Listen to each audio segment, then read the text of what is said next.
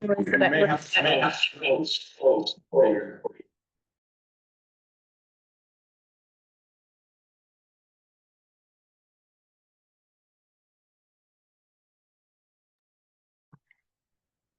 it plugged it in. That's my audio. If I just turn my audio on, is that?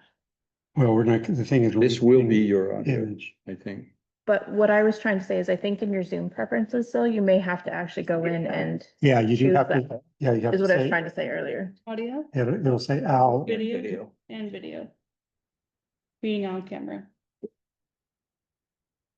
There you Right go. there. Just there it is. Okay. For some reason, you're still seeing his computer. It's just showing No, that's still my camera. He's logged into You're as a just on guest. Zoom meeting. Yeah, He's gonna monitor. I'm monitoring chat. Oh, I get it. So you want to probably do that because this is the Zoom up here, the top left one. You probably want to make that one bigger, right? Yeah. So I think you're back, you're up. Zoom is up. Zoom is up. It's work, I mean, the owl is. alrighty. Sorry, everybody. Technical difficulties. I'm officially calling to order this meeting of the Plainfield Hazard Mitigation Committee at 7:05 PM. Do we have any changes to the agenda? No, Right, to introduce our presenters. as guests of the meeting, we have Josh Pitts and we have Keith Cubbin. We have Steve Libby. I know what your department is. What is your sub-department, Steve? Is it It's the hazard mitigation hazard mitigation? team from Ron Emergency Management. Yeah, okay. So, and Peter Youngbear and Keith Swan. And from the committee, we have myself and Maggie, and also we have assisting us Sil Relland from the Emergency Management Office. So Sil. And I think we just hand it over to Keith as soon as we get your slideshow up.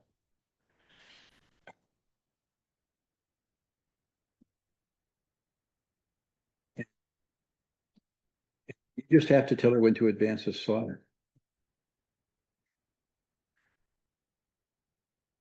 I think the microphone is on cue if you wanted to use it, yeah. Oh, and that's yeah, that's how you, I thought you want to be looking at your slide. So if you want to turn it around to be looking in the opposite direction. In other words, to say this.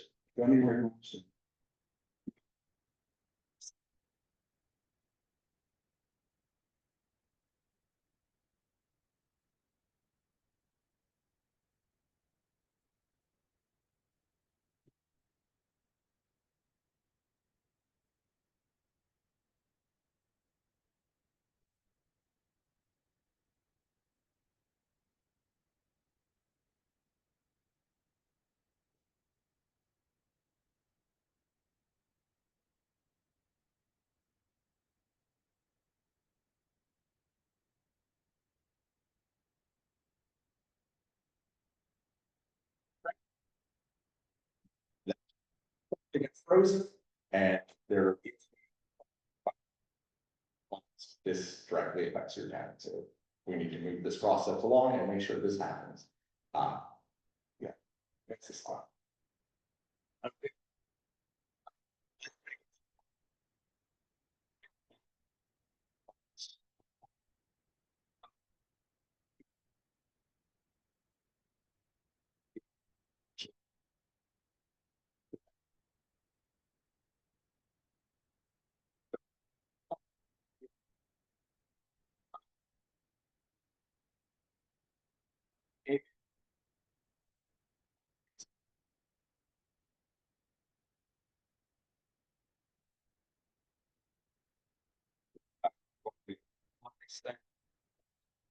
Here's the new, such as like about.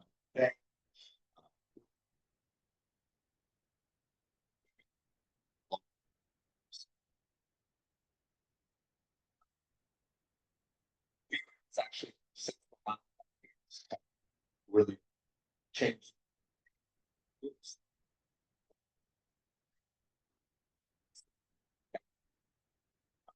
They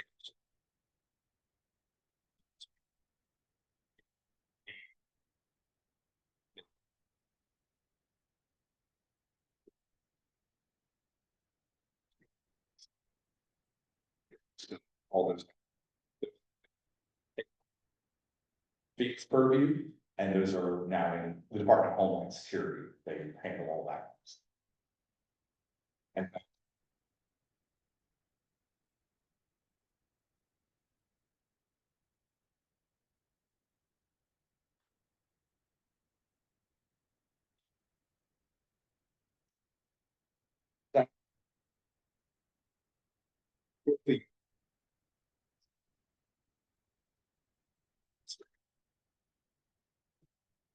So. On priorities that the community has going forward. So. See to organize like the town's thought on where to invest in mitigation or even in increasing your response capabilities. And FEMA has done, well, the federal government has done an analysis, and this even was done by FEMA and with the GAO actually verified these numbers as well. But for basically every dollar you spend on hazard mitigation, with using like FEMA's BCA tools and stuff like that, you generally are saving $6 over the next 20 to 30 years. Because any project, when they review that, it's either on, they actually have expected time cycles for those. So when they run those analysis to decide if they want to pay for a problem, that's how they figured that out. Is if it has a positive benefit cost analysis. Can you interrupt with a question? Yes. Question is, are they, in this particular year, are they asking for benefit cost analysis along with the hazard mitigation plan? Or is that yet to be asked for? No, there is no benefit cost analysis with the hazard mitigation plans. This is just a planning type function. But when you go for individual projects, those all have to be scored under a BCA. So such as the Batchelor Dam or say, say there was a hazard mitigation project there on Route 2 where the slope is failing. If that was to be submitted for a hazard mitigation grant, that would have to have a benefit cost analysis. So you have to have enough engineering that you have pretty good idea what costs to do your project. And then you submit that. Basically, have to almost have a planning grant to get that far to study the project. You know, so it makes it a multi-year, long-term process to get any of these done. Often it can be start to finish on any given project about 7 to 8 years. And that's a quick movie. Longer ones can take 10, 12 years. So a big piece of the local hazard mitigation plan is the state's emergency relief and assistance fund. So in any federally declared disaster, FEMA automatically pays 75% on any qualifying damages. Then the state of Vermont steps in and everybody gets a blanket 7.5%. But if you do different steps that increase that score, the town of Plainfield, the other steps to get that funding is 2019 road and bridge standards that the state has, be a member of the National Flood Insurance Program, have a local emergency management plan, and have a local hazard mitigation plan. You do those 4 pieces, it's an additional 5%. And then if you have either river corridor bylaws or are part of the community rate system.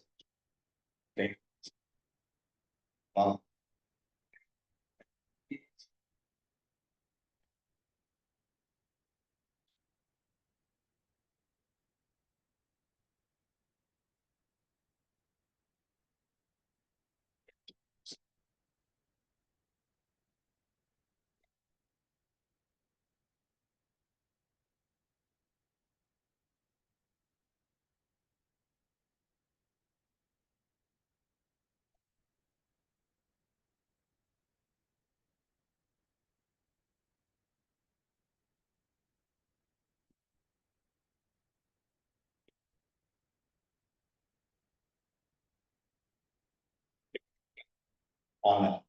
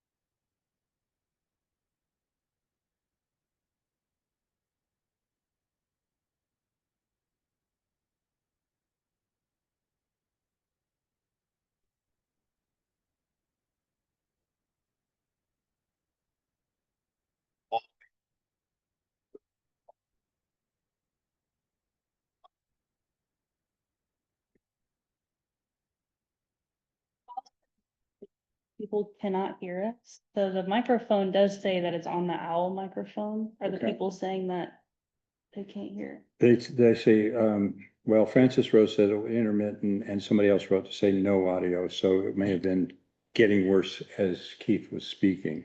We want to go to just the owl, if that works better. Well, I would certainly move it down your way, closer to you, Yeah. and you could be closer to it.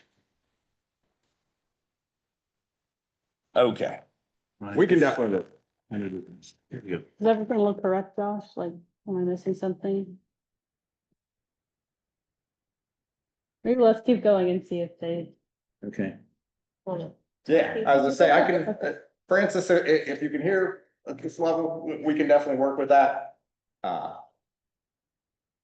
Yeah, because we definitely want you to hear. Right.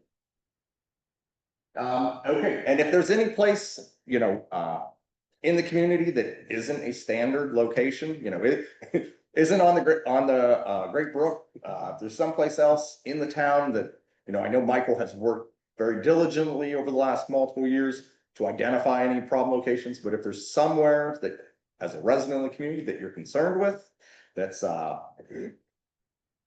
that you think might be a problem area, definitely let either Michael know, or you can email me. Let someone know that's on the committee so that we can definitely, review that location and try to include it in this plan. Because we want, we want as much as possible to get in there. Okay, next thing.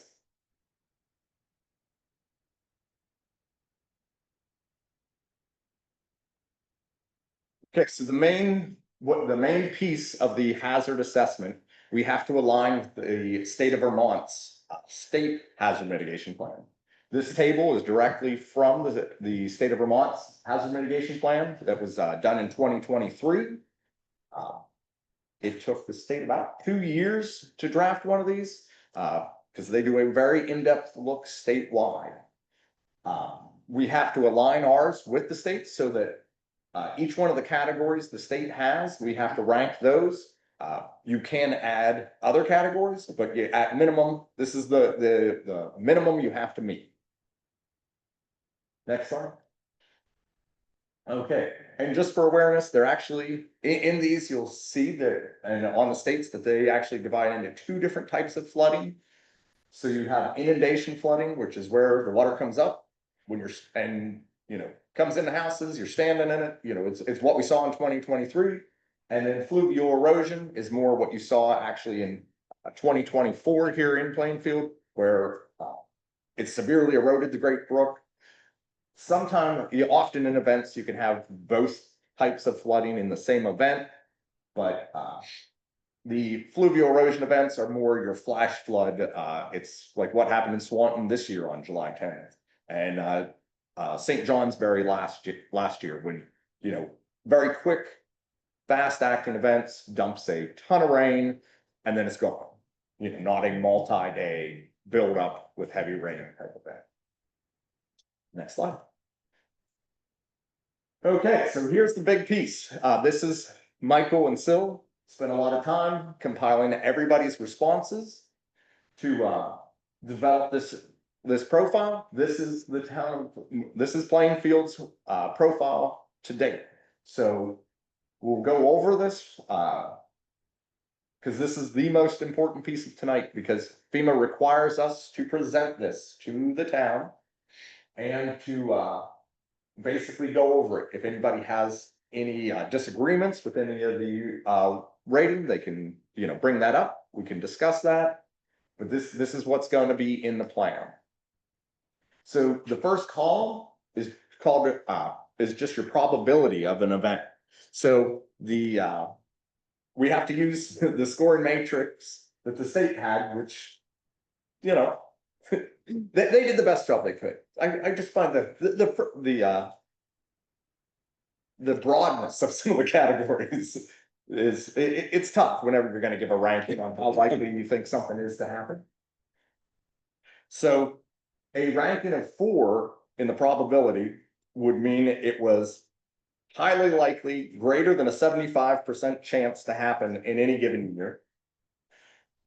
A 3 is likely, so that's a 10 to a 75% chance. That's the one that is, it's really wrong. So that means, but that's, if you put that into, a statistic profile, that's a 1 in 10 chance, over a 10-year time frame. So that means over 10 years, one of those years and it's gonna happen. Occasionally is a 1 to 10%, so that's like your 100-year flood. And unlikely means there's a less than 1% chance of that happening in any given year. So that's more of a 500-year type flood event or 500-year drought, that sort of thing. So that's the really abnormal. Yeah, you don't usually see that. You shouldn't see it twice in your lifetime. That sort of. So if you look at it on here, fluvial erosion has the highest ranking at 3.4. Inundation flooding is just beneath that. So we'll just run through the probability column just so that, because each one of these columns has a different standard for the ranking. Landslides 2.7. Obviously, there are plenty of landslides here in Plainfield. And due to your geology, that's going to continue to happen with the silt layer. Yes, Steve. Tell me the difference between a landslide, thinking of like the curve here on Route 2, where the barriers are. Yeah. Up where that's slid off, and, the state's come in and done some. Ground.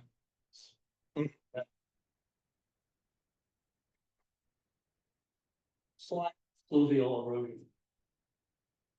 So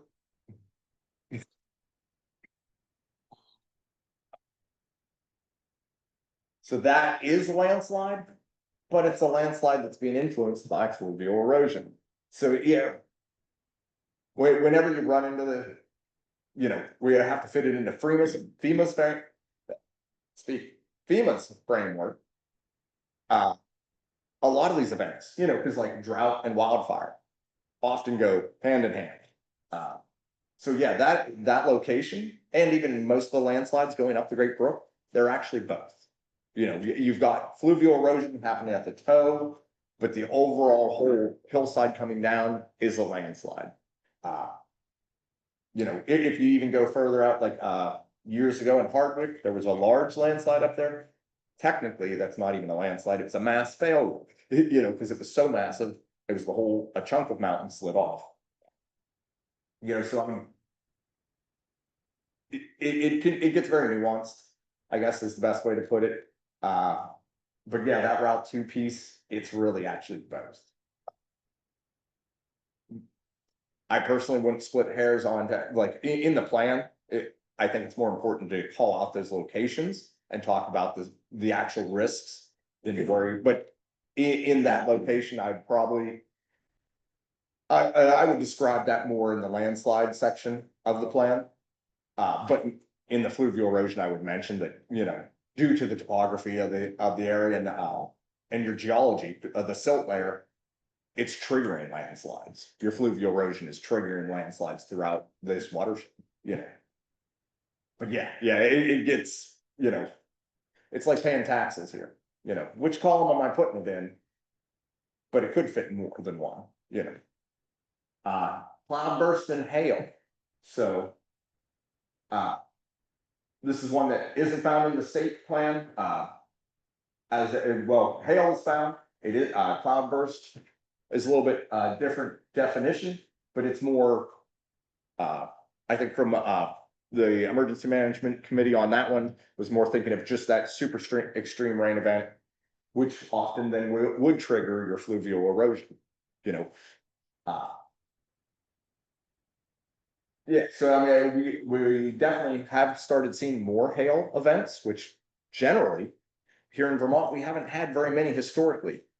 There's very few records of damages actually recorded to any infrastructure or anything like that to hail.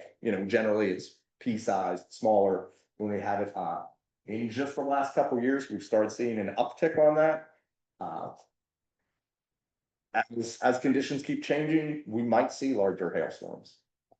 We really, with those heavier winds, because we've definitely seen a lot heavier wind speeds, which are required to get that larger hail. you know, moving forward in the future, I wouldn't be surprised if we start seeing larger actual hailstorms. Can I step in again? Yeah, it's definitely. I was thinking as we review the scores, that we don't always know a commonly accepted terminology. Yes. So there is also another term called downburst. There are weather, very specific weather events called downbursts, which involve rapid gusts of wind that can, and we did have one, I think, at the beginning of last summer. I experienced it first in Hanover and made its way up into central Vermont. It's damaging in a different way. And it was pointed out to me that with the cloudbursts, it's a more general term that you might say deluge, and that might be more meaningful to people.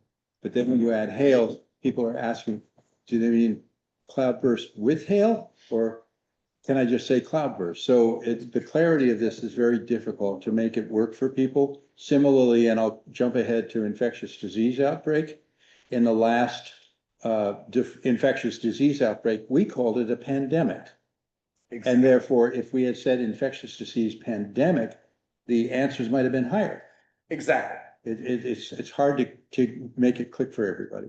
Yes, yeah, the terminology can be very tough because as you said, you know, just changing the phrasing, it's the same thing, just changing the phrasing could change the scoring overall. Yes, people. And the same thing, you know, downburst, I've been at two events, one in southern Indiana, one in West Virginia, where we had the derecho, Yes. Yeah. right, come through. That caused incredible Yes. damage, whatnot. It was begun and done in less than 20 minutes, Oh, yeah. you know, as it passed over. Yeah, you often see a lot of all the trees facing in one direction, all down, like nothing was left standing generally. I saw, or I witnessed and was participating in a downburst in Shelburne Falls, Massachusetts. And I remember hearing the house shake, looking out the window, and there was a huge 150-year-old maple tree growing up. And I watched it completely twist 90 degrees around, twist 90 degrees around the other direction, and then fall on the house next to us. You know, I mean, again, you see very, very pronounced directional winds. After that, well, after the cloudburst and hail, we have wind, which obviously we've just been discussing some different types of wind events, which is rated pretty highly here at 3.2. Let's see, what's that, 2023, or not 2023, 2022, we had the winter storm and high winds, and anybody that's on WEC at least had long-term power outages of up to about 6 days. So, you know, very real risks there, especially with our rural electrical grid. The extreme wind event can last for multiple days here, you know, the response to that. Ice, we're definitely seeing more ice storms in the region. Green Mountain Power and the other power providers have definitely noticed this in their work. Historically, they didn't see that many ice storms. They've definitely been seeing an uptick in the last couple of years. And snow. Now, we're all used to snow, but we're same with the ice. We're seeing more of those around 30-degree type snow events where you're getting the heavy wet snow, not the historical puffy, you know, nice snow that we all want. More that heavy snow that really sticks to power lines, those sort of things, and tears those down. Let's see, next one's electrical blackout. So yeah, this is one just obviously can go with ice, snow, wind, you know, the electrical blackout could be influenced by multiple of the other natural events there, but it's more of an effect that you're going to get from those. But that could be a longer term event, and obviously that's a lot of that risk. And you can even see the scoring on a lot of those things. We're all pretty closely aligned, you know, which makes sense because they often are influenced by each other. Extreme heat. This is something we're really, and the Department of Health here in Vermont is really tracking, because we've really, in just the last couple of years, seeing that uptick of more and more 90, 90+ degree days. Often associated with high humidity, which most of our structures weren't designed, have all been designed to maintain heat because we're far enough north. So a lot of the older structures do not shed heat well, and with Vermont's older population, this is a pretty severe issue because older people often have more issues with being able to self-regulate in a high heat event. You can see a direct uptick at the emergency room during any of those multi-day 90 degrees and higher events, especially if the nighttime temperature doesn't go below 75. So you're not getting that cooling at night. So it has direct impacts on people's health. Extreme cold, still a risk, obviously. We haven't warmed up that much. You still can definitely get those cold snaps. They're becoming less frequent where we have multi-day cold snaps, but it doesn't mean they don't exist, and especially thinking of this winter, that, everyone needs to be prepared for extreme cold coming into this winter because our people who are economically disadvantaged, there's not going to be as much, if barely any, live heat assistance for them this winter. So, be very prepared to think about how we can try to help people. Then we get into the drought, which we're currently in I believe it's the worst drought in Vermont history, recorded history, at least statewide. And it's in the press basically every day about, the stream levels and people's wells going dry. And in the news, at least I haven't seen it on this side of the lake, but on the New York side, there's already been multiple communities over there having to start rationing water from their municipal systems. Wildfire, that one, I think it's the second one we've got so far that's in a 2 numbering. Historically, there haven't been very many big wildfires in Vermont, at least since the early 1900s. Most of the wildfires that were of any size in New England were actually due to the timbering operations that were here historically, especially like over in Maine, some of those areas. Usually it was due to more of a slash being left behind, a lot of debris that was then able to catch fire. Risk, obviously, on a year like this, most towns, actually, when I've worked on these LHMPs, most towns, their biggest wildfire of record in the last 30 years has been at most 5 to 10 acres. But, with conditions like we have currently outside, it'd be pretty easy to get something this year that was a lot larger, especially if you had the right winds in that kind of event. Wildfire smoke, though, this is something we definitely have dealt with the last couple of years, is all the smoke coming out of the Canadian wildfires, where they have so many up in the boreal forest. Something we're all having to deal with. There's not, outside of, there's not a lot we can do, though, to prevent that.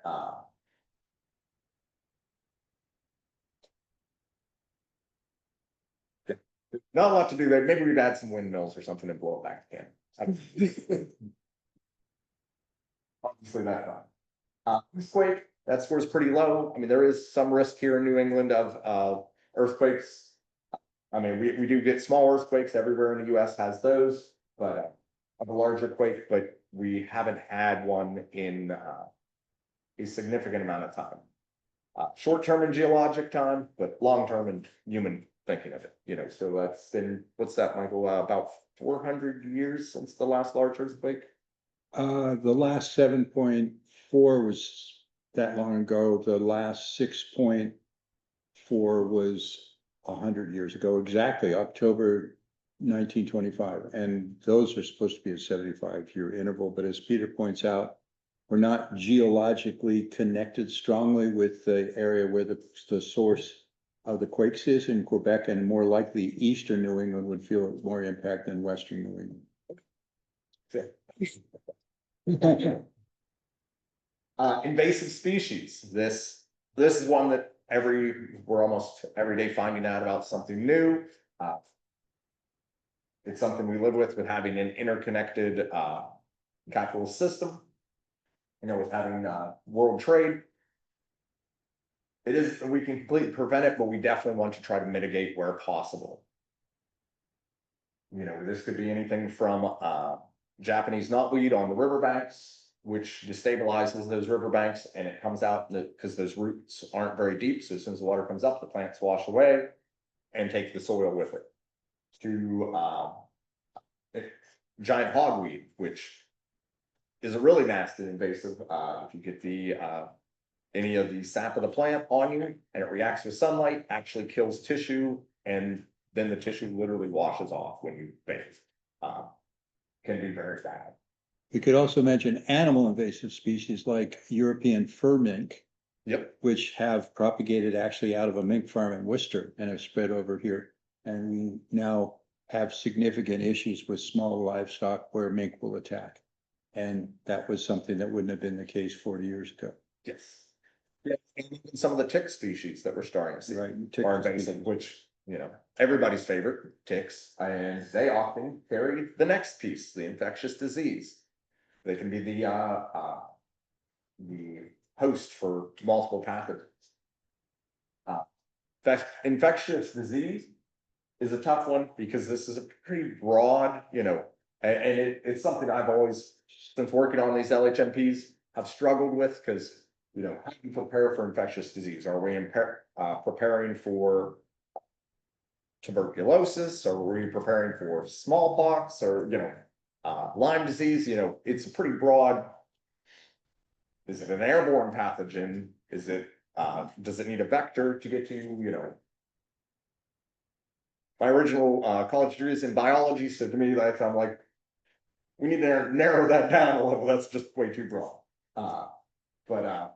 You know, we scored pretty high. Obviously, we all lived through COVID. We all made it to the other side of that. You know, obviously, any planning you can do with the state, because, you know, we're not going to get much from the federal government on this at the current. And then the last one on your table is solar storm. So solar storm, this would affect any electrical equipment or anything that we generally use. You know, it would, I mean, in a heavy solar storm, that could wipe out, you know, the entire electrical grid network generally as we know it, cell towers, that sort of thing. Because if those things aren't shielded, it's basically like an overload of static electricity is how it actually would react.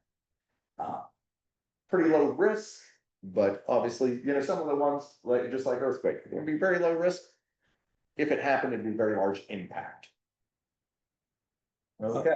Quick additional question, because I know we've got a lot to cover still, but there's another kind of flooding that isn't on this list, which is flash flooding.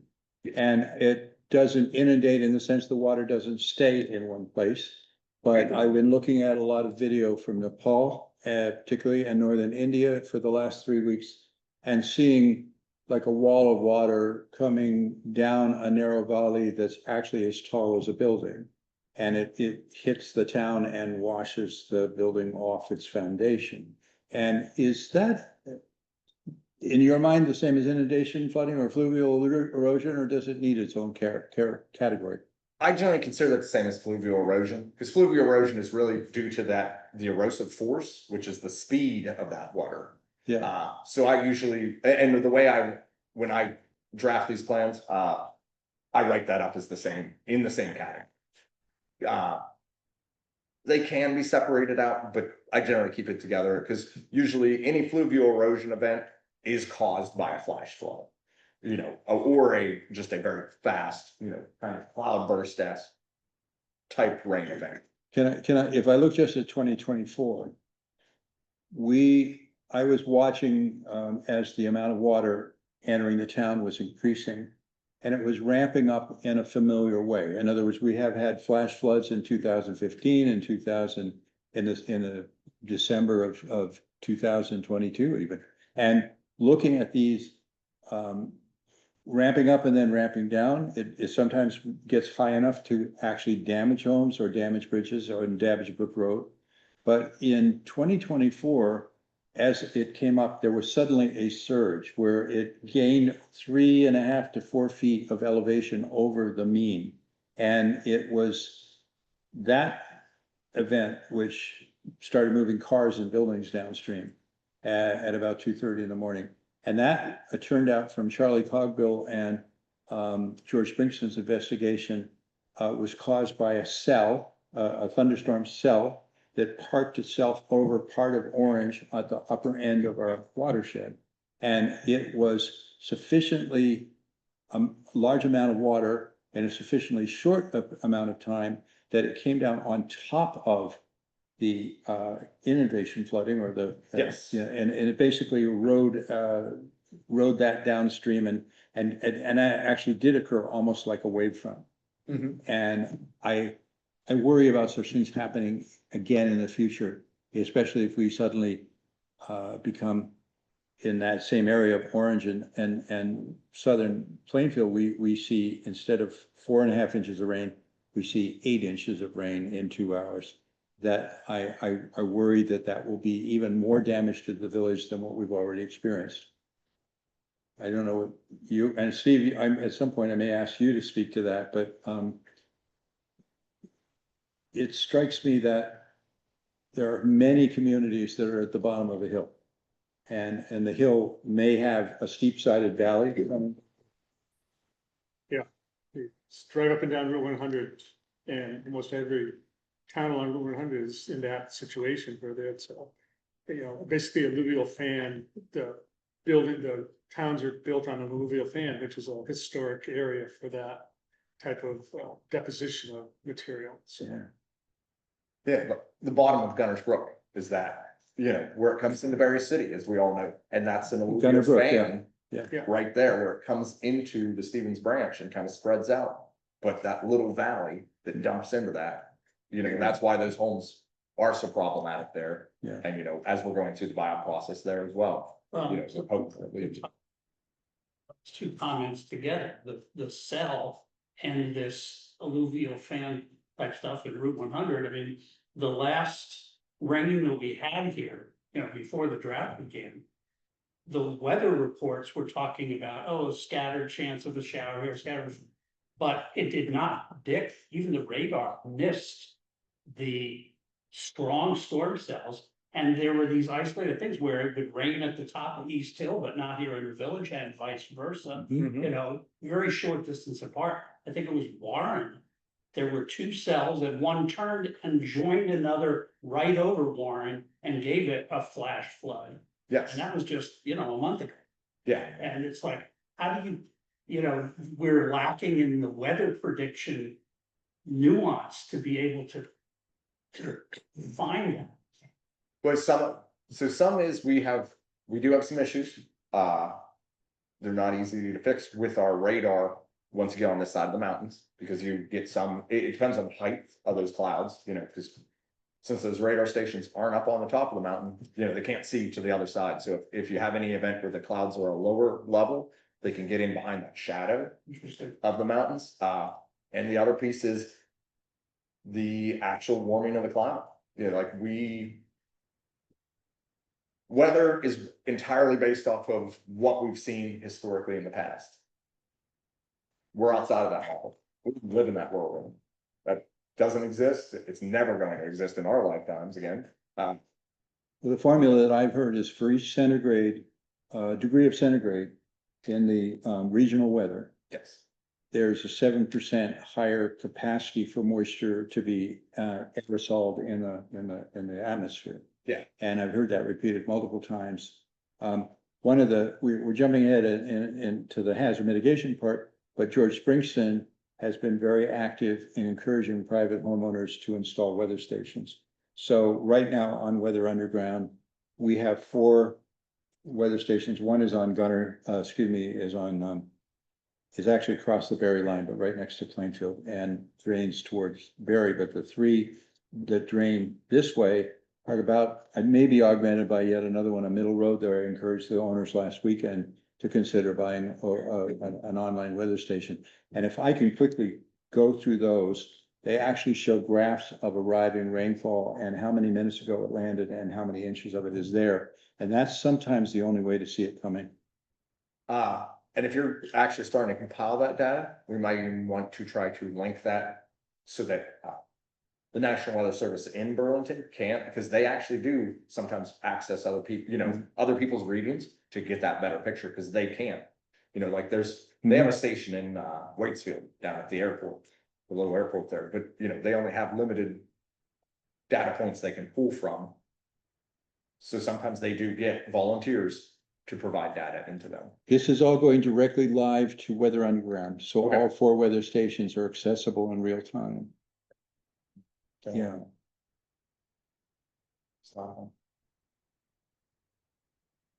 The net column, so we kind of ran through that whole column. If there's any scoring in there that anybody has issues with or thinks should be adjusted, anybody online, definitely let us know. But without that, I'm gonna go ahead and move on to the next. Wait, question. Oh, yeah. Would we be allowed to adjust it? Because each cell is an average of like answers from We would take it into consideration. into You know, consideration. you know, and then, you know, obviously your planning team, we would want to talk about that and see, you know, is it something, and did they bring up a point that hadn't been considered previously? Mhm. You know, I'd say with the number of survey points you guys got, this should be a pretty accurate representation. And especially thinking of how the town's been impacted, you know, looking through your scores, it looks pretty, it looks like it's aligning pretty well with what we standard, you know, see with most towns. So I mean, I would say it's probably pretty good, but you know, if somebody is like, hey, we forgot all about, you know, the time that the rabid raccoons ran through town and infected 20 people. You know, making an example. Obviously that has happened, but you know, if there was something like that in the town history that we weren't aware of, you know, we'd want to address that. But for infrastructure, this one's a little easier. It's just, you had 1 to 4. 1 being a minor event, so localized isolated impacts, just temporary loss of use. 2 moderate, these are neighborhood level impacts, 1 to 2 day loss of use. 3 is severe, so that's community wide, but 2 to 5 days loss of use. And 4 disastrous, so regional losses of roads, bridges, homes, extensive replacement rebuild. So like last year, obviously, that's a 4, you know, or any of the flooding type events, or at least highly rated, you know, to think about that. So Brook Road, still not back together. That's pretty disastrous. And if I could comment that, that's the area where there's the most variation in the survey.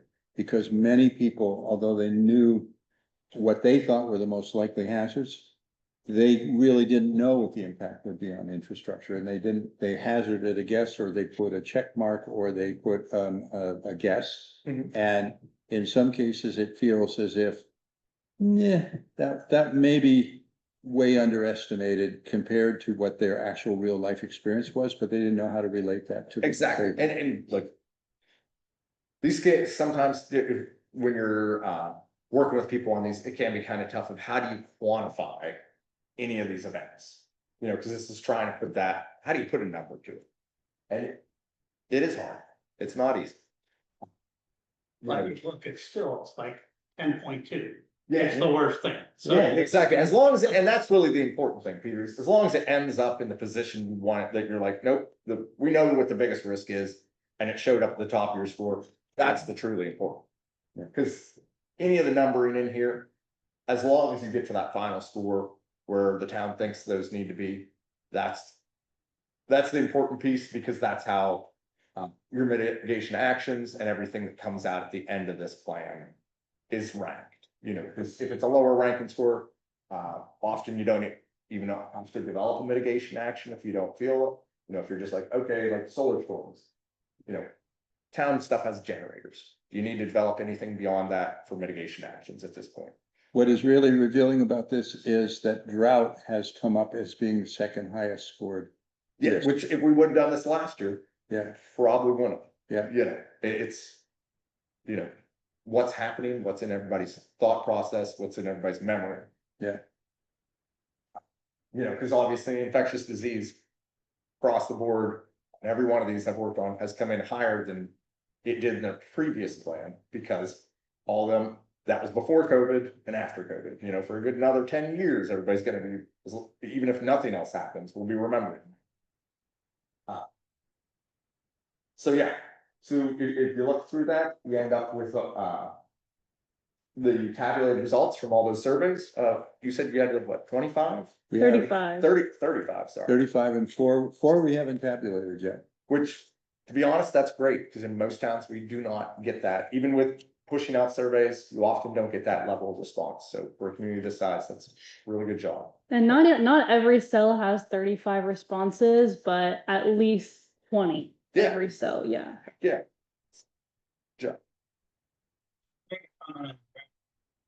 Our family took a cross-country trip when the kids were still in high school. And yeah, we went up California, back national park stuff, but the Southwest was experiencing a multi-year drought. Yes. In Mexico, Arizona, you know, there's hardly any water behind the Hoover Dam, you know, Yep. it was ridiculous. And when we got up here, people were complaining because of the drought. And this was in the year, I want to say 2000, 2001.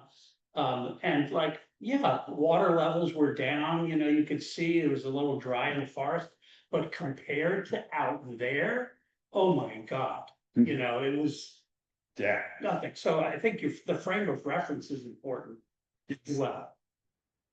Yeah. It definitely is important.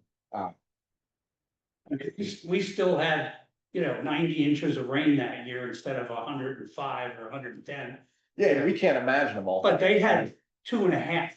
Yeah, and they had gone, oh gosh, in that drought, at least 10 years. They went on for over a decade of, you know, every year. I mean, they still got some rain, but never recharging the water table.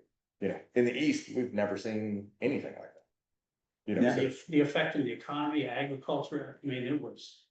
oh, desperate. Well, an important point is that today we had a water emergency in Plainfield where there was a lack of pressure and a lack of available water because the firefighting took all the water out of the lower system.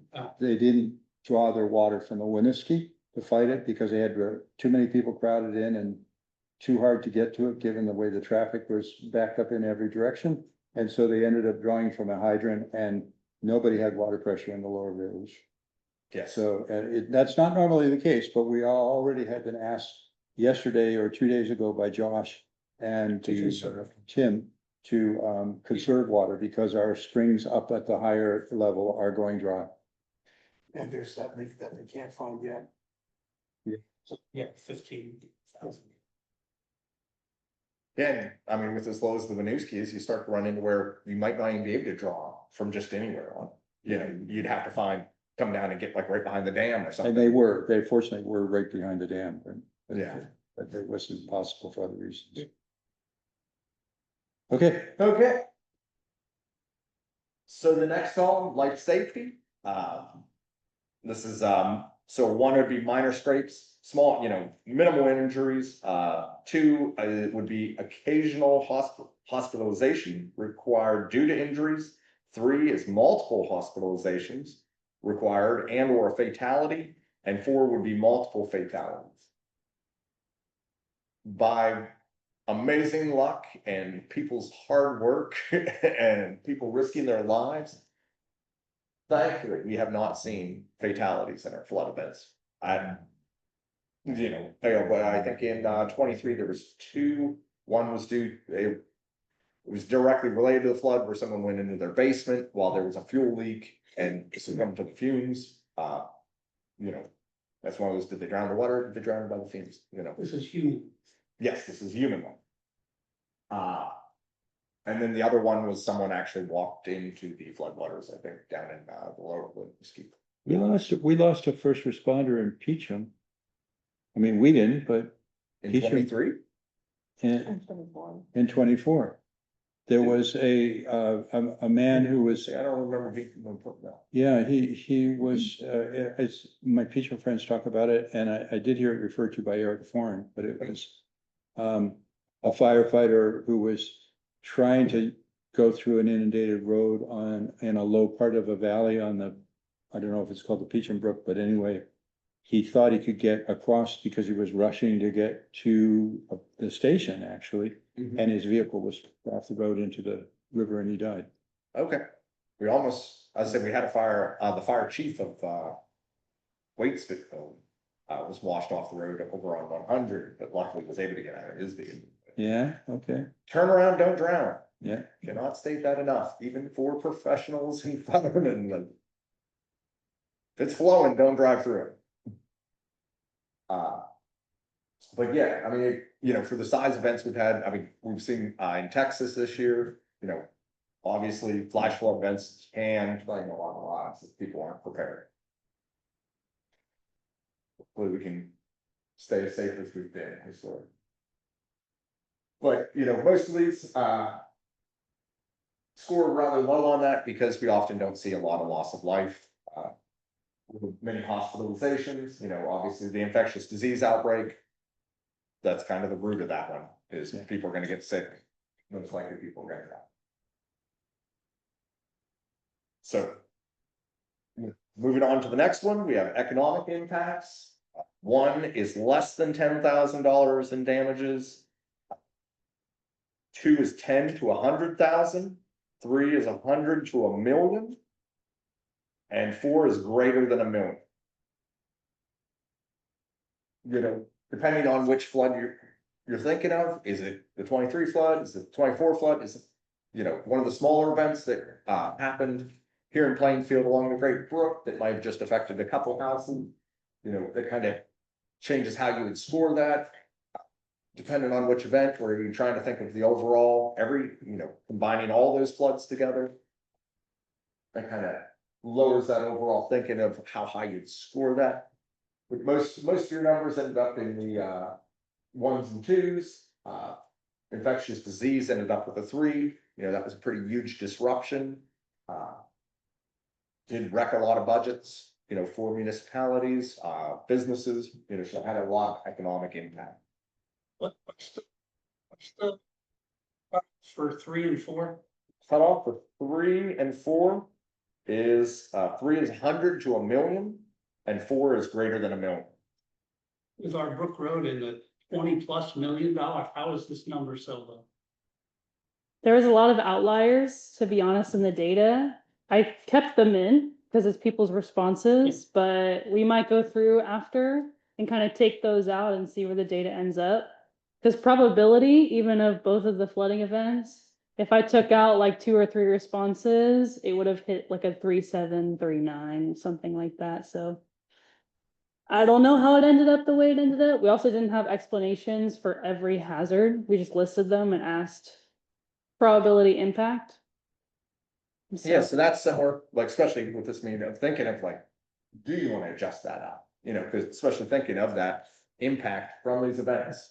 You've got the public opinion that's kind of chimed in, but as the committee, you can kind of say, okay, we see that with the town's expenses that we're aware of, kind of might make you want to push that up to a little bit higher number.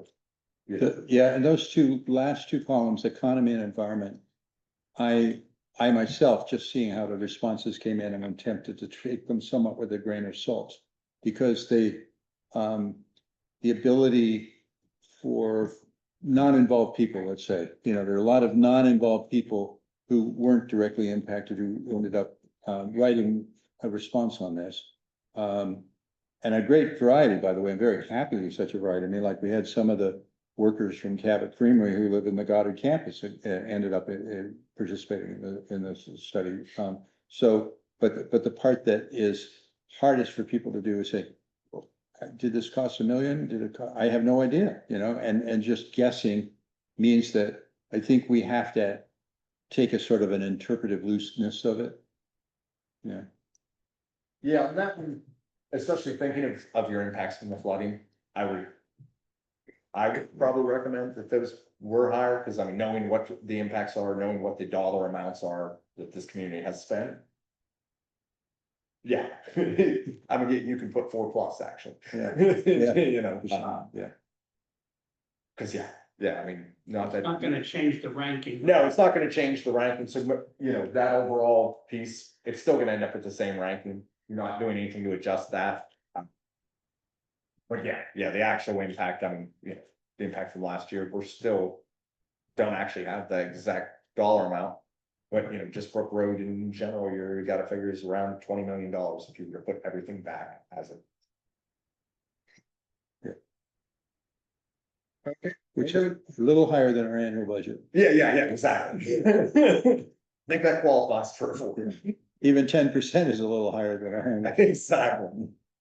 Okay, and for for the environment column, one is negligible, so short-term impacts, low cleanup costs for spills. Two is minor, moderate cleanup costs, temporary redirection of municipal resources. Three is moderate, extended redirection, impact, of local resources, impacts to normal operations, high cleanup costs. And four is major, long-term recovery efforts, could take years for full recovery or permanent loss of use. So. It's for the environment, so it is a little covered like, you know, obviously in floods, you have. Everything that was in those people's homes, you know, oil, gas, you know, in Montpelier.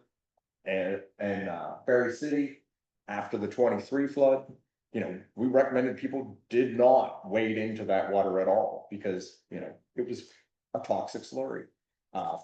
You know, I mean, there's no better way to put it, you know, because that had everything from Roundup that was in people's houses to human and animal waste and everything in between, you know, rat poison, who knows what else, you know, anything that was found in people's garages, basements, you know, sheds, whatever. But you know, it's also, it did destroy wildlife, has the stream recovered, you know, that sort of thing, and thinking through the impacts, you know, is, you know, wildfire, you had a bad wildfire, how did that affect the wildlife habitat, you know, did it flash through fire like we generally have in the east, or is it more like a western fire where it's around, could be a big fire that actually totally sterilizes the environment, and even the soil doesn't want to grow anything. It's kind of what level of temperature damage are you getting? It's all. It's got fluvial erosion, which got a 3. And we definitely have seen changes to the stream environments due to that sediment load that washes in. I mean, not that there aren't still a lot of creatures there, but it can destroy a lot of habitat in that short term, and then river has to take time to recover. Those 4 columns, the infrastructure, life, economy, and environment, are averaged together. You get your overall average that's multiplied by the probability, and that's how the final scoring is developed on this.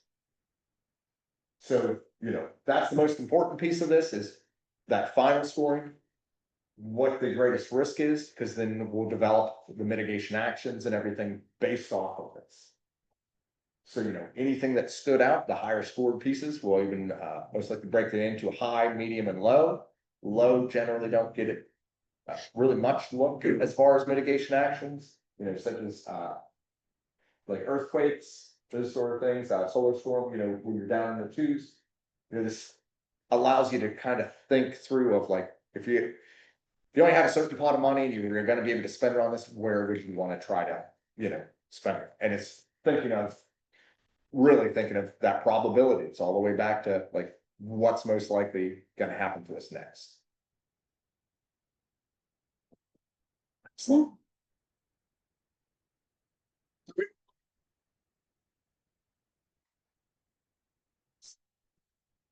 History. This is from one of the previous plans I've done. It's gonna to update this because we actually do have pretty good numbers now on what 4720 is, now that we're far enough out of what the overall cost of that event was. And we'll be able to get good numbers for your town. I know Josh actually has those for what the damages were for Plainfield in 24. Now, on these tables, anything that's in the bold means it was a federally declared event. The other, events, you know, they still happen. It just means we didn't get a, federal declaration for those. I wanted to ask you a question about that. In this presentation to the townspeople, which will go on, I already know that it's much more likely we'll have a local undeclared disaster than we will to have a regional disaster. And in terms of hazard mitigation planning, is it acceptable from the state level and the federal level to give in a sense, a high ranking to local disasters that don't reach federal declaration level? Or is that sort of act as a way of dismissing the importance of it? Which way does it work? If you say, we get a lot of flooding that our neighbors don't get, you know, that we, maybe Naismith Brook Road, maybe our Great Brook would flood significantly every 5 to 8 years, whereas a federally declared disaster, I know this is rare, is more typical every 10 years for the a multi-county region of the state. So what do you say, because this ultimately is used to justify state and federal assistance, where do locally impacting disasters that aren't federally declared fall in terms of the mindset of the people interpreting it? So they're those local disasters, if you have those, that's super important to make sure you're really thinking about those, because those are going to happen more often. And if you're mitigating, you shouldn't wait till that big federal disaster, and especially with all the changes we're seeing, we don't even know what those will look like going forward, and how, FEMA's response, I mean, we already know that FEMA's response, there's gonna be a lot less on the individual assistance side. There will be no one from FEMA going door to door for the IA. Now, the state has already started standing up its own process on how the state is gonna handle that. And most of that is coming out from the Vermont Department of Health. But yeah, it's, damages happen, disasters happen. Not all of them are gonna be federally declared, so we definitely want to count any of those and really think about those smaller ones and how we can mitigate those ones. Because if we're being able to mitigate any part of that, that's going to help us in that bigger event. Because, it still could flood in that same location if it was a flood, because you get enough rain, it can flood almost anywhere, no matter what you did to try to prevent it. But, you get a Hurricane Helene type event. Right. It just doesn't matter. If you can hear the water, you're too close. Yeah.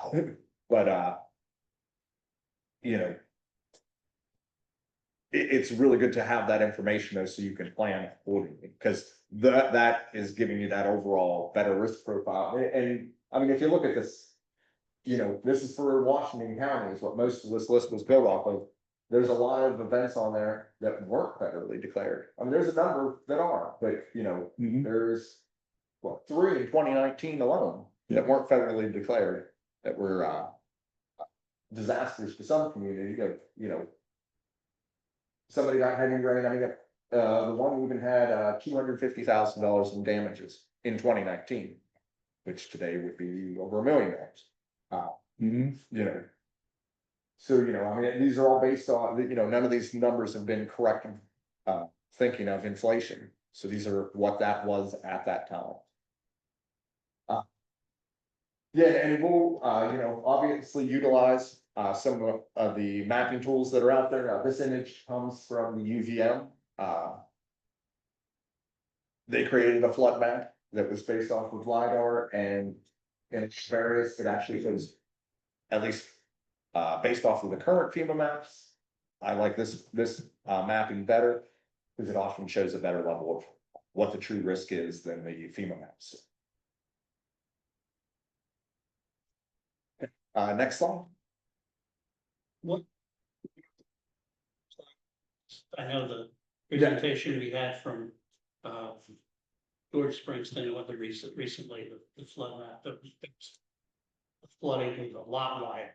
It covered all of Hudson Avenue. Yeah, the photos you saw. Yeah. That was actually December 11th, 2024. It's not on your list. Yes, no, that isn't on that list. Yeah. We can add it. Yeah, and that was like the one in 2023 and December 18th. Again, it was that 1 year anniversary for the, Yeah. we're getting tired Yeah, of we this. like the and- reoccurring dates. We don't We're getting stick on tired of anniversaries. But in each case, it was under 2 inches of rain that caused that much. My only point is that we have more updated photos than Yeah, that. Yes, no, we will have maps, we will use the best maps, basically we can get, some of them will also be custom made that show. Not just we'll show what, because this goes to FEMA, we have to show the FEMA floodplain, their special flood hazard area. So, federal government really likes to hear their own words back to themselves, they also really like to see any of their products shown in their own stuff. So we'll show the special flood hazard area on them. We'll also identify any of the public buildings, fire station, school, those sort of things. Obviously, school, is outside of the town, but we'll still on that map most likely put Winfield on it. But yeah, we usually do a map series, at least 4 maps that are at the end of these. Most likely, we really have most of those already done from other work we've done here recently. So yeah, we'll probably just use those. Should probably try to see if I can get our GIS people to make sure those are completed by the end of the month. Because we don't have actually funding, usually we have that grant to do these projects. To work with towns as a consultant, basically. We're currently just using our EMPG budget of what we have left for this calendar year, which ends the end of this month. And we don't have any money on that going forward until that new grant comes in, which is delayed. may I step in at this point? I know we've got a break and I had, first of all, I had a request. Which I don't know when you have to leave, Steve, but I was actually gonna ask if you could just, in 2 or 3 minutes, sum up the Sure. study that we are hoping to accomplish from the top of Great Brook down. And then the other point I was gonna make at 4:30 this afternoon, I received a letter to the town of Plainfield from Eric Foran, who is the Director of Emergency Management.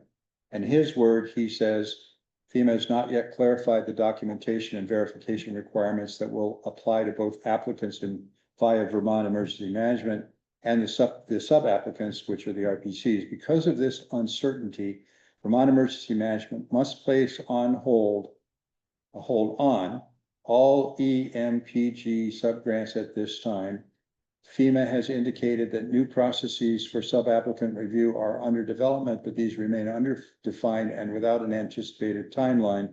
Unfortunately, this creates significant risk that FEMA may not allow retroactive reimbursement. That's a pretty, For what? for anything that we need to document by the September 30th. Yes, yeah, so we're gonna try to get it, this LHMP as far forward, because this directly will affect, the buyouts in there. Is the main root piece of why, as soon as we were aware of this, that we started running with this as quickly as we could, was, the buyouts cannot be completed without the LHMP. Now, contradicting something that you thought, I think, is his last sentence, which says, this does not impact the RPC's ability to provide support through awarded hazard mitigation funds, such as the development of local hazard mitigation plans, when an RPC has been hired for plan development. Yes. So in a sense, it kind of looks like it opens a door for us to keep engaging with you. No. So because you don't, so what he's saying there is if you had received a BRIC grant and we had been hired as the consultant for that, we can keep working on that. So like the town of Berlin, I have one of those. I Yeah, can keep billing to that yeah, because that's I a get it. completely separate I get contract. it, yeah. Because you guys fell just past where they had awarded it, had those BRIC grants and got them out in the last cycle. Mhm.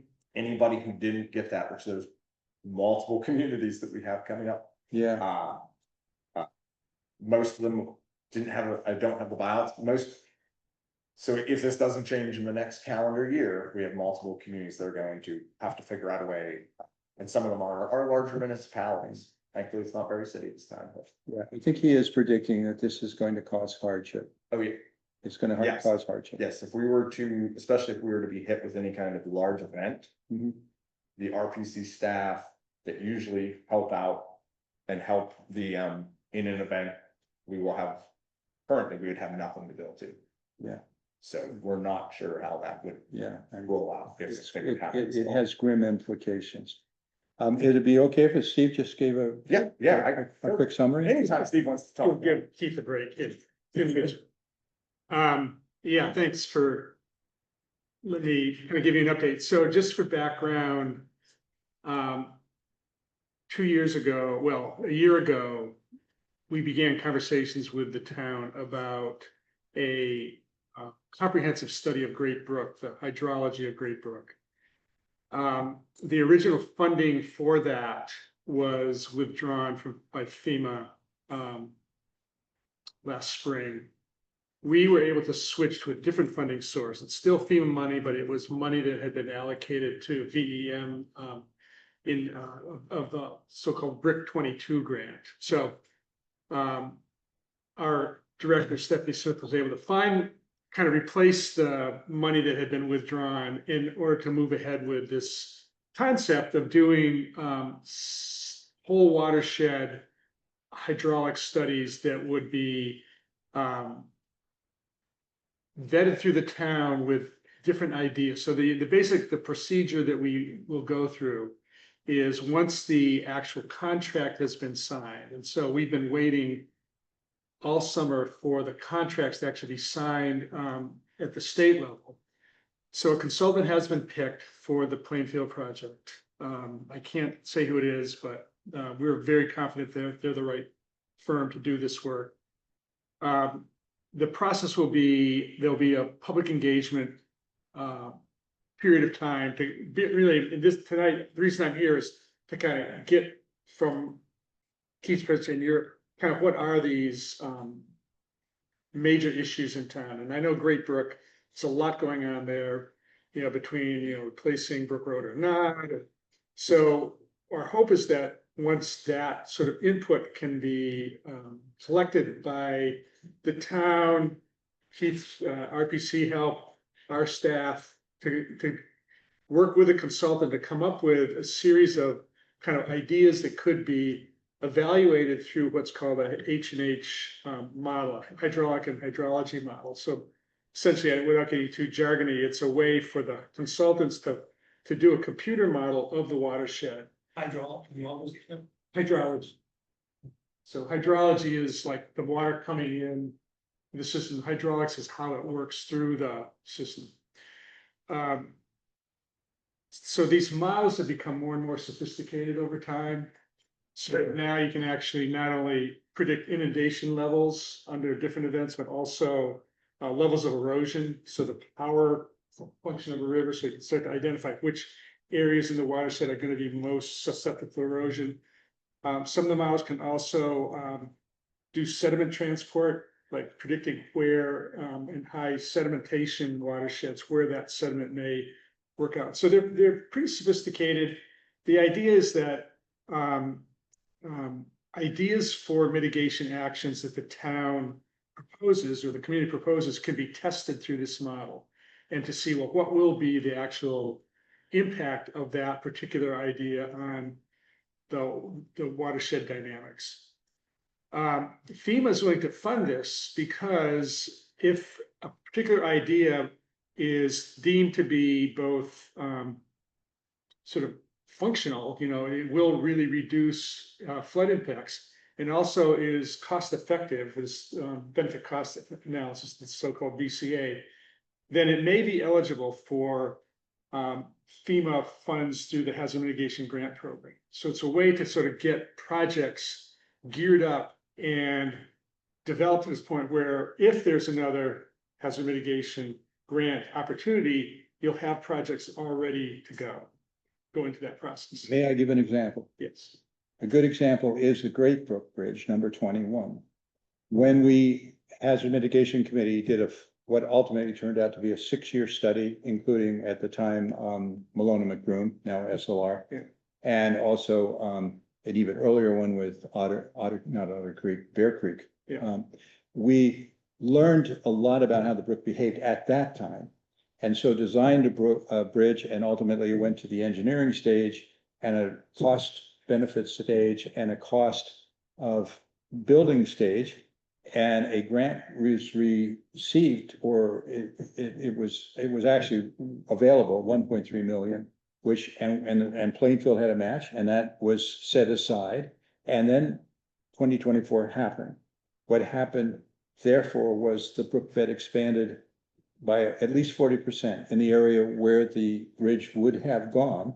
And now instead of a 75 or 80-foot bridge, we need a 120-foot bridge. And so our new stream modeling, 2D modeling that was done by Evelyn Boardman and Stacy Pomeroy at our request in the December, January, and February timeframe. We had some of that December flood I described was enough to prompt me to ask A&R to do a preliminary study. So what they determined is how much water is now coming into that area, which would have to have a very different bridge design. So testing that bridge design against what would be the current model as opposed to what was the model in 2022 is an entirely different bridge would be asked for, and it would look, the impact would look differently. The present bridge was modeled as it sits where it is in the middle of a much broader floodplain. And every model shows it being overpowered. So we can see that right now. In other words, leaving the bridge in is a bad idea. And then the next question is what kind of bridge? But there's a good example of what you're talking about, how the H&H study works in hand with the engineering projection. Yeah.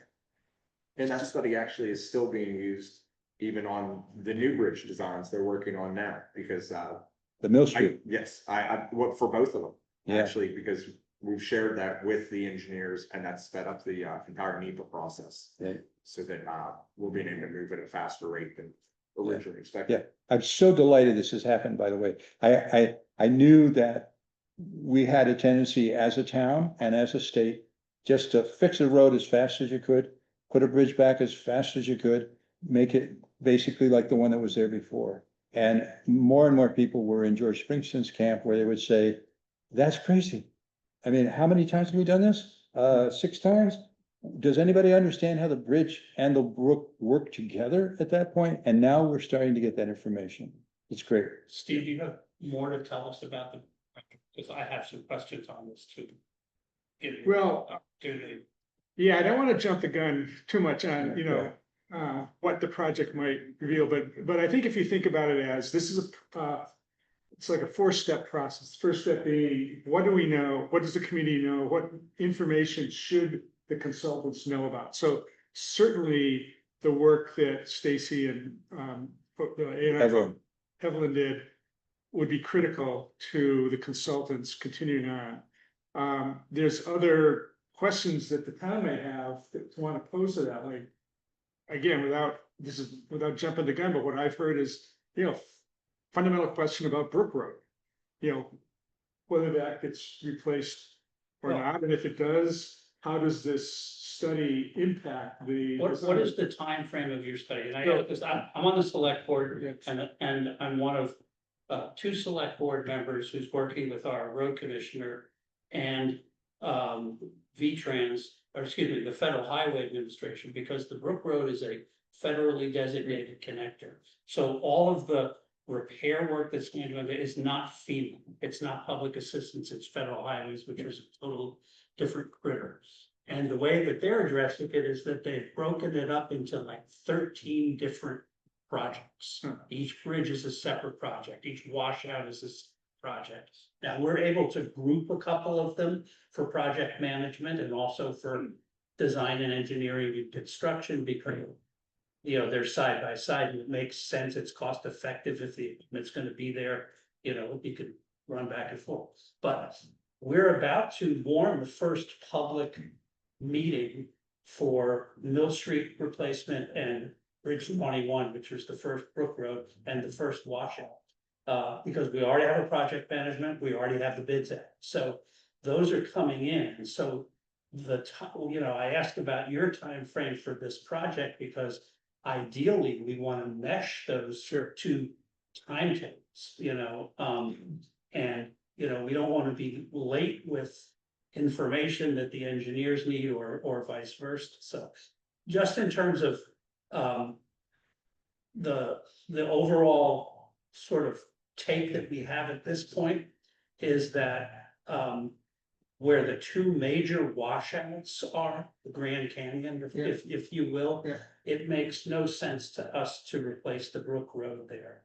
We would rather raise it up, and Josh has gone out and done a topographical study and looked at, what are the crossing brooks and, whatnot, but basically to run that, a stretch of the Brook Road, to a new place, it would join back in, near the upper end.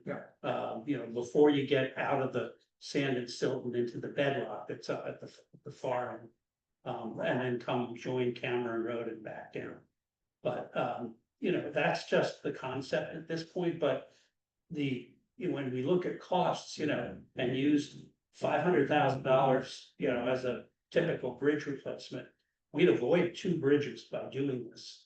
The brook crosses, it goes back and forth umpteen times. We'd avoid 4 of those crossings by doing this, which would, I think save huge amounts of money in the long run.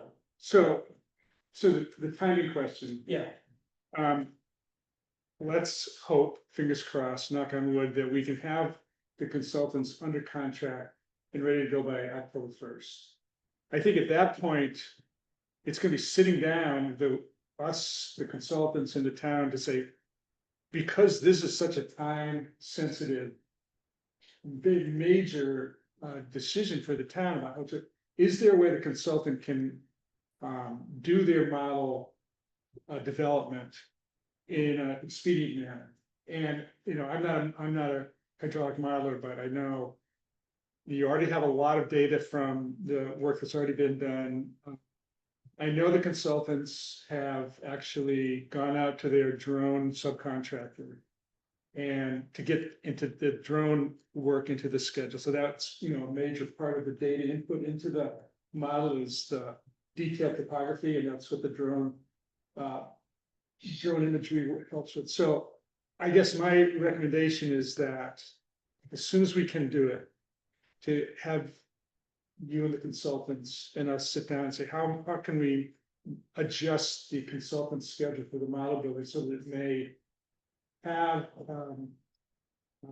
utility in this decision process? And, there's lots of variables, but I know the consultant's very familiar with the area. Hopefully that can be pretty quick. So from a grant point of view, the grant, the period of performance, the so-called POP, ends about 13 months from now, end of September or end of October of 2026. So we're doing 4 of these these scale studies, actually one in Marshfield on the whole reach of the Winooski from Marshfield Village down to Plainfield Village. Those may be on different timelines because there's not the same urgency. So I think it's something we should talk about as soon as we can with the consulting. Let me add that to your question, Peter, that it's already been acknowledged that the fact that Evelyn and Stacy did the work that they did between February and May contributes not just reasonable or somewhat helpful data, but actually the real data that the any consulting firm would need that would be doing the larger study. In other words, it is a chunk in the budget, and that chunk in the budget that was for the larger study, actually there's a chunk for doing a 2D study of that portion of the brook. And so the fact that that 2D study was done using the best methods, at approximately $30,000 worth of work was done free of charge for us. And so given that chunk of money and that chunk of work was done in a warm period, it doesn't force the contractor coming on board to rush to get that done because it's already finished. And then the other part not finished because they do have the ground truth. The UVM drone work? No, this is, well, actually, they have complete access to UV on drone work and they are using it. But they also have, the hydraulic model is 2D, which means it looks at depth. It looks at, it looks down to how far did the brook dig down as well as how wide did it go. And so that information is fairly well mapped at this point between the new study and the aerial imagery that you refer to from UVM. And then the other thing is that you might remember in my emergency management report on Monday, I made a specific request to homeowners looking at that study coming up, Steve, to be ready to provide access to their land. Because the ground truthing part, which is the next piece that would follow having the 2D done, would be to walk out there and actually look at it with measuring instruments and on foot. Everybody will have to give permission, and I'm asking them in advance to give that permission so that we can rapidly ramp up and go right to work as soon as your contract is cleared. So I can't speak for the consultant about how they use pre-existing data, but I'm sure it's gonna be very helpful now. They may, in their modeling. Yeah. Approach it somewhat differently. I don't know, I think a lot has to do with what their, a lot has to do with what the outcomes, what the town wants the outcomes to be, and what's really the answers that you're looking for this. So I guess what I would say now is there's no reason why we, VM, as the, basically we are the contract for, and the consultants are working for us, can't talk to them about their timeframes and how they would go about it in order to meet this, this need to have information as quickly as possible. Yeah, and one of the contractors, I'm not saying or predicting that any particular one would be, because I can't. But one of the contractors who was bidding in the RFP was working and is working on the Bachelor Dam project. And I know that I was very familiar with their mapping, and their 2D mapping was being cobbled together as we spoke. In other words, they were borrowing data from someone else because they didn't have it in their database. So what Evelyn and Stacy did, we know it is not just depth, but it's also speed. They can do speed of water, and you saw it, I think, in that presentation they did. So their data actually enhances the quality of data that would be available to any consulting firm coming in, and it's been done again, as I said. So I'm not saying I have any idea about the actual time frame either, but I do know that we're trying to get a leg up as far as we can so that the instant the trigger is pulled, we can ask, and by the way, Evelyn and Stacy, who work for ANR, have already, at my request, said that they would provide that data immediately to any consulting firm. So it's not, they're not gonna keep it to themselves. So anyway, that's kind of the status of that river study. So it's really up, it's up to the community to say, this is what we want to know. These are kind of the outcomes that we want. And working with the consultant to kind of develop the ideas, the actions that could be at the end of the day, fundable HMGP grants. Now, having said that, and back to this kind of question about projects that don't necessarily meet disaster funding, federal disaster funding, we're encouraging communities to look at everything, even if they may not end up being a HMGP grant, because there may be other funding sources that we don't know about today that may emerge over time. I mean, in the past, we've had the Flood Resilient Community Fund, which was state money that could be used for projects that didn't meet FEMA qualifications. That money's not hasn't been renewed over the past couple of years, but that could be another source of funding. So we want this study to feed into actually the local hazard mitigation plan with a series of concrete ideas that could be funded in the future. Now, where will you need the select board to sign off? Let's suppose you do get acknowledgement that the contract is open and ready to go, and you can announce the contractor. Let's give a hypothetical date of October 15th or October 20th. Does our select board need to do anything at that point to support the grant going forward? So, and we talked about this, we at Vermont Risk, we're not going to tell you how to organize the community input into this, but what we've typically done is, where there's organized communities like this or conservation commissions and select board, to ask select board, what would be the best kind of configuration? Is it a working group? Is it a, series of? Are you asking, I'm not sure, were you asking, do we need to sign a contract? We need to, yeah, I mean, No, is there a step where we have to be signing on as a community to say, yes, please do that for us? Or is it already assumed that we? There is, during the application the early application process, we met with your grant committee. Mhm. It's Karen and Myself, George Josh, and Carl Bissix. And this was seen to be the type of study that community needed and wanted. So we've advanced that to FEMA as one of the 4 communities that we want to work under this grant. So I don't think there's any formal agreement with the town about, should the study go ahead or The not. contract is between. The contract is between Vermont Emergency Management. and the consultant. Okay, so it's, yeah. Yeah.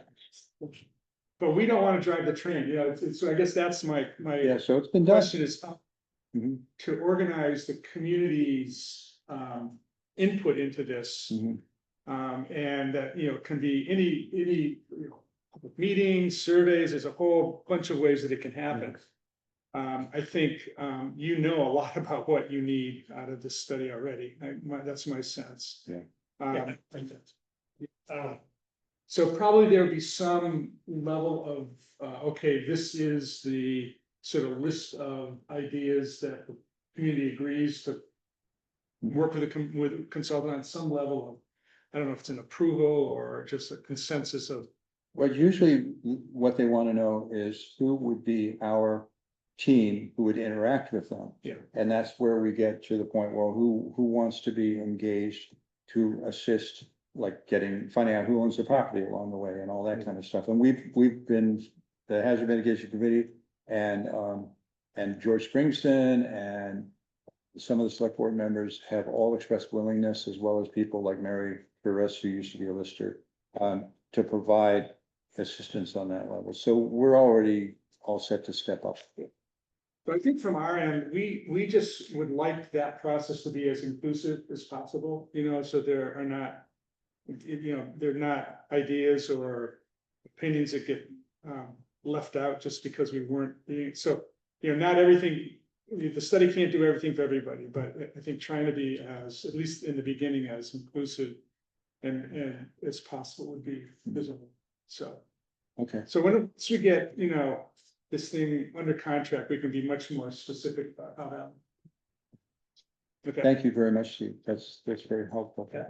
Now, we are past the end of our meeting, but we also have more to hear from Keith. It is just a couple more slides. Okay, so Work is done. let's. The boring part. All right, I appreciate your time. Thank you for coming, Steve.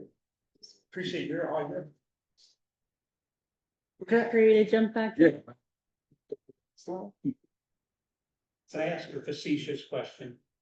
Yeah. The beginning of your presentation, you said that part of this is like, how long does it take us to get back to normal? Yeah, So this is Plainfield. We've never been normal. So do we get an exemption or something? as far as really your normal as you think you want to be. But yeah, Yeah. super on, nobody's normal. So yeah, the really, the next step on this will be developing mitigation actions and, you kind of break it into mitigation and preparedness actions. Mitigation actions are plans and could be town bylaws, zoning, like river corridor bylaws or, zoning, changes, property acquisition, relocation, adaption. Preparedness actions are trainings and, warning systems or communication systems. That's kind of just to break it up a little bit.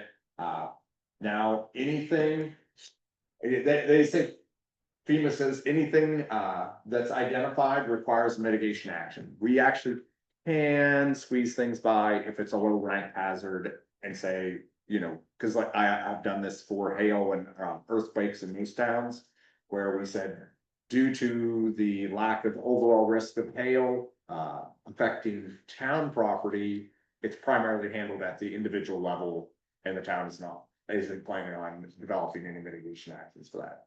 You know, in the Midwest, they have building codes where they, you know, places where they get those large golf ball size and softball size hail. Yeah, and they actually, you have to have specific glass for your homes for that. We don't have building codes. So there's nothing we could do on that, even if we wanted to. You know, unless your community wants to be the first in Vermont, step up and say. Yeah.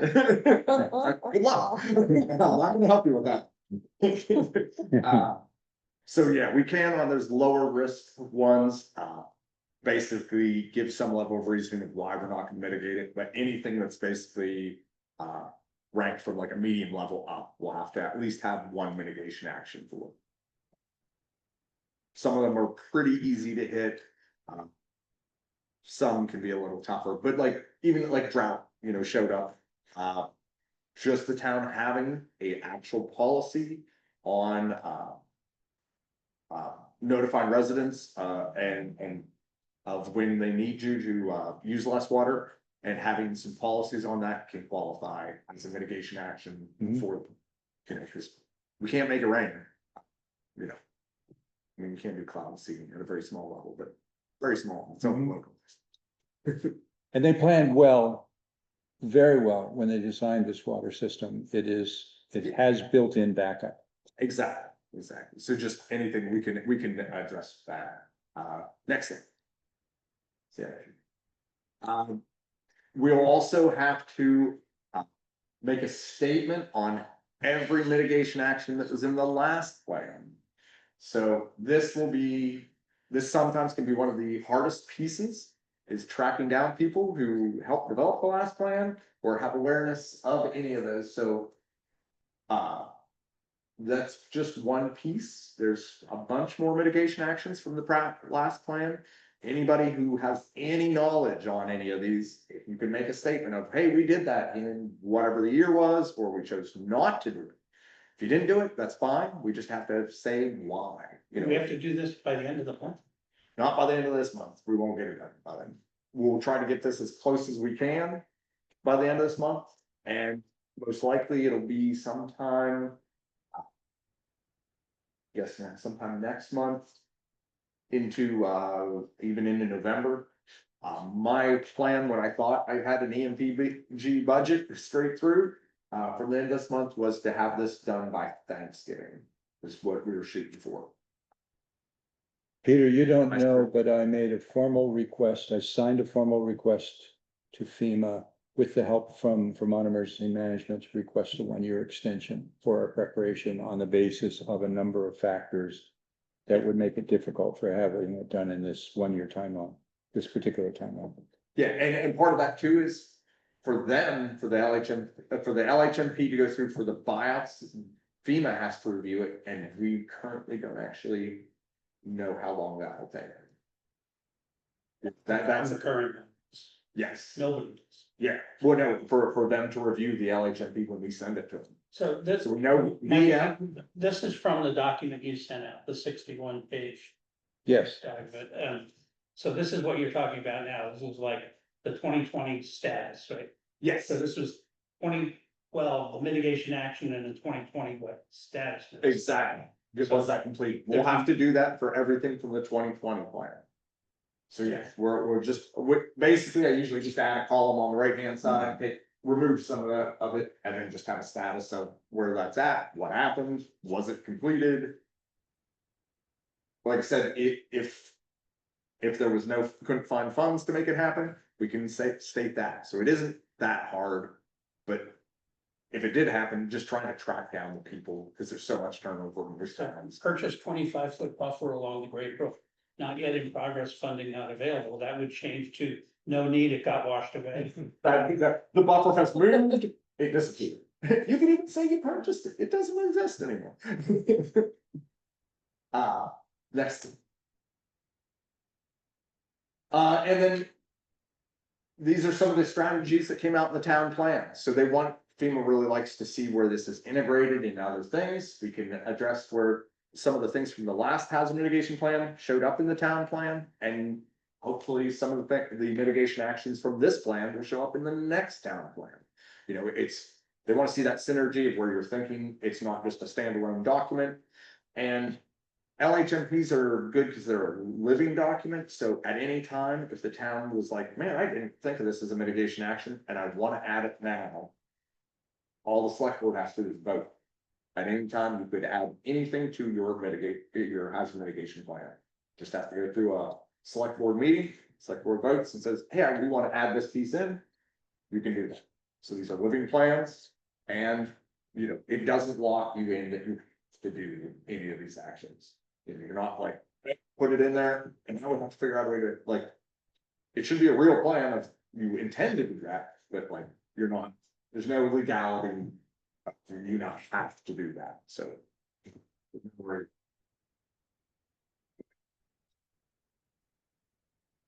It's just, some of the potential, mitigation actions, that can be done, like an easy one for flooding is, as the region, we're trying to get a flood model for the entire Winooski watershed coming up from Richmond.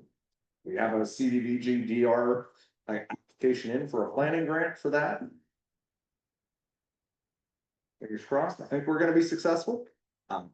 That would take all these flood studies that have already been done, and even the ones you guys are looking at doing now. It would take the FEMA flood map and actually, so FEMA flood map is just a 1D model. This would add in any location that's already had a 2D or even 3D model done.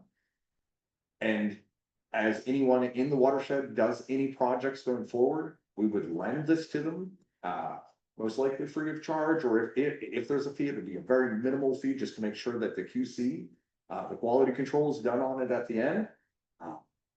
And that, so going forward, every bridge is designed at the appropriate level, and every time a project is done, that model would just get more robust and better. And UVM actually wants to take that model. If we get this funding, they have a part of the budget that they're gonna run it and actually come up with the true analysis of where's the best place to do flood mitigation projects. You know, if you had a perfectly clean slate with no bridges or anything in the way, where do you actually get the biggest bang for your buck? Is it gonna be doing a bunch of floodplain reconnection up in Cabot?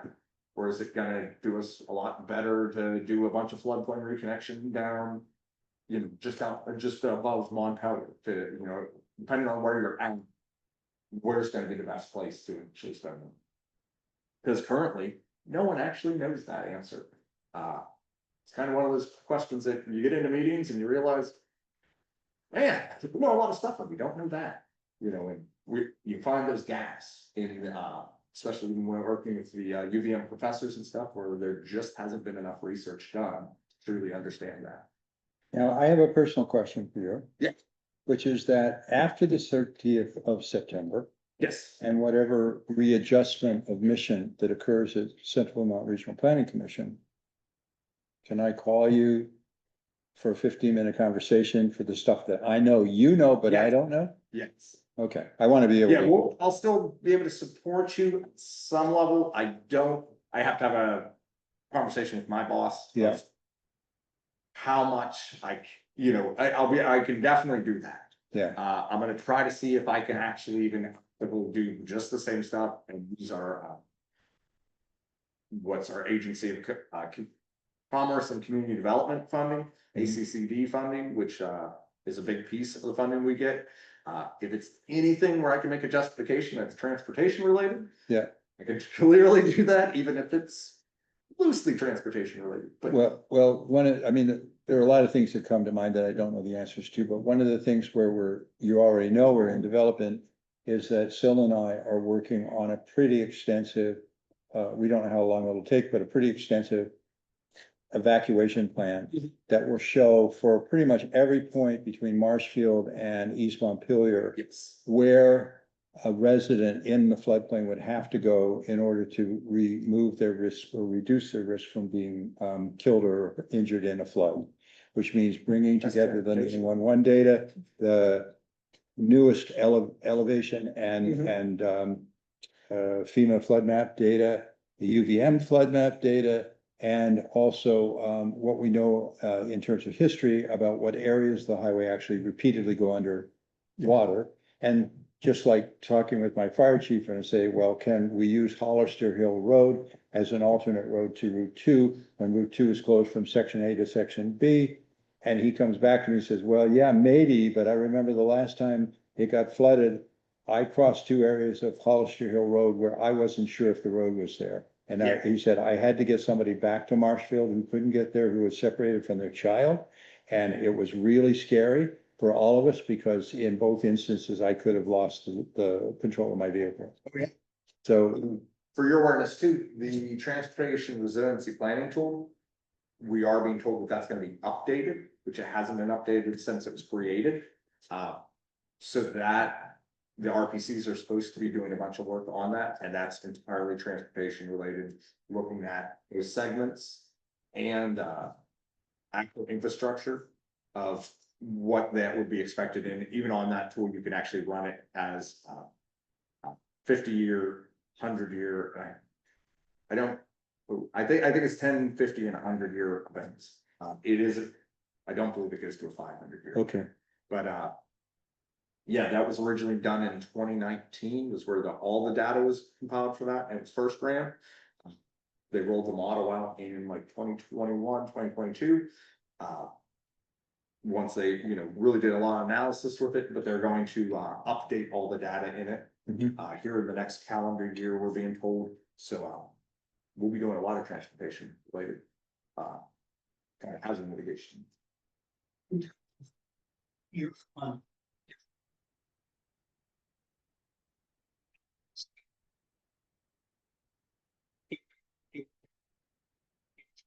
Some.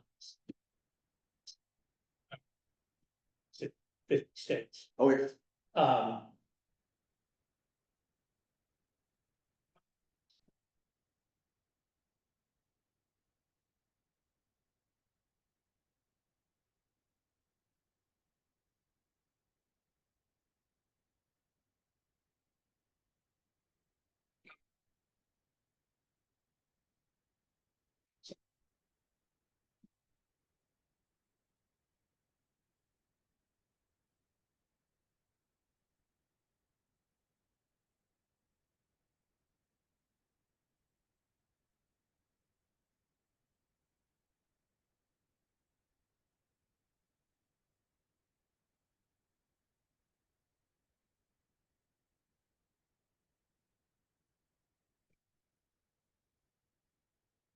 Say that Francis Rose and John Broderick are online. And I wanted to just ask them if they have any questions that they wanted to bring forth. So Francis Rose or John, do either of you want to interject with questions of your own? And don't forget to unmute your, John. Michael, just want to say publicly thank you for all of your work on this. Really incredible perseverance to pull all of this together. It's unglamorous work, but really important for us. So thank you very much. And I have no questions at this time, but thank you all very much. Appreciate it.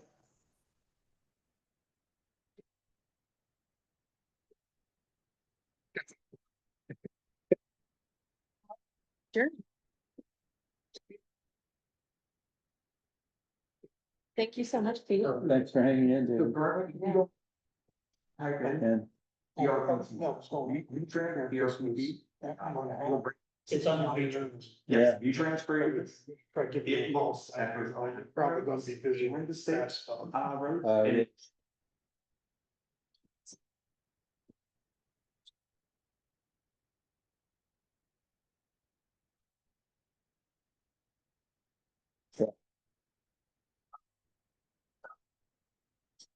so the meeting is ended. Do you want to end the recording? Don't say. Fine.